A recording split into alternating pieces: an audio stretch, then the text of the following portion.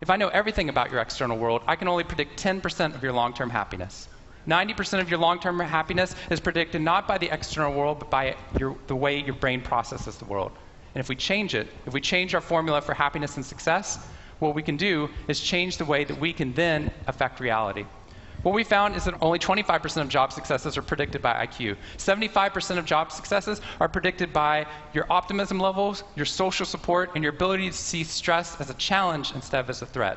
I talked to a boarding school up in New England, probably the most prestigious boarding school, and they said, we already know that. So every year, instead of just teaching our students, we also have a wellness week, and we're so excited. Monday night, we have the world's leading expert coming in to speak about adolescent depression.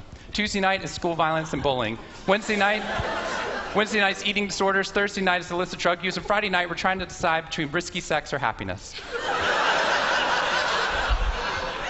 I said that's most people's Friday nights.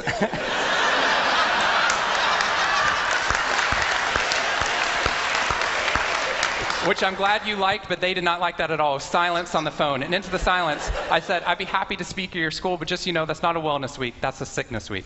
What you've done is you've outlined all the negative things that can happen, but not talked about the positive. The absence of disease is not health. Here's how we get to health. We need to reverse the formula for happiness and success. In the past 3 years, I've traveled to 45 different countries, working with schools and companies in the midst of an economic downturn. And what I found is that most companies and schools follow a formula for success, which is this: if I work harder, I'll be more successful. And if I'm more successful, then I'll be happier. That undergirds most of our parenting styles, our managing styles, the way that we motivate our behavior. And the problem is, it's scientifically broken and backwards for 2 reasons. First, every time your brain has a success, you just change the goalpost of what success looked like. You got good grades, now you have to get better grades. You got into a good school, now you have to get a better school. You got a good job, now you have to get a better job. You hit your sales target, we're going to change your sales target. And if happiness is on the opposite side of success, your brain never gets there. What we've done is we've pushed happiness over the cognitive horizon as a society. And that's because we think we have to be successful, then we'll be happier.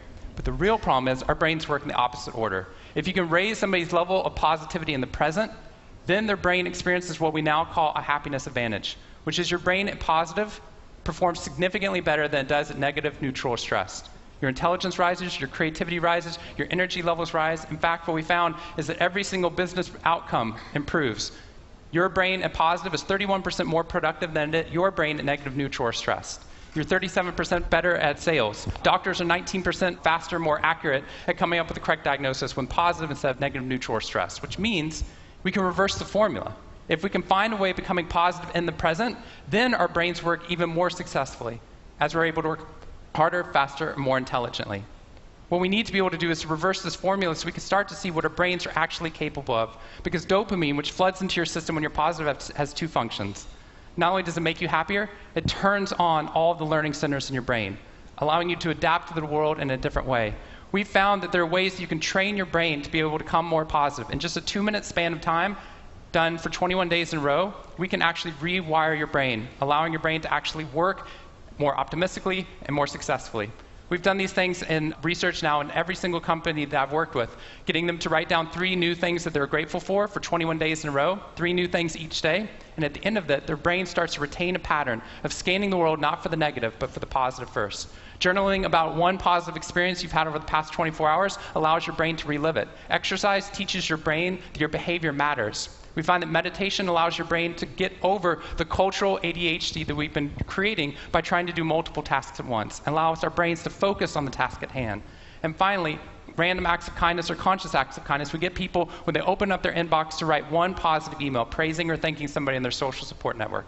And by doing these activities and by training your brain, just like we train our bodies, what we found is we can reverse the formula for happiness and success, and in doing so, not only create ripples of positivity, but create a real revolution.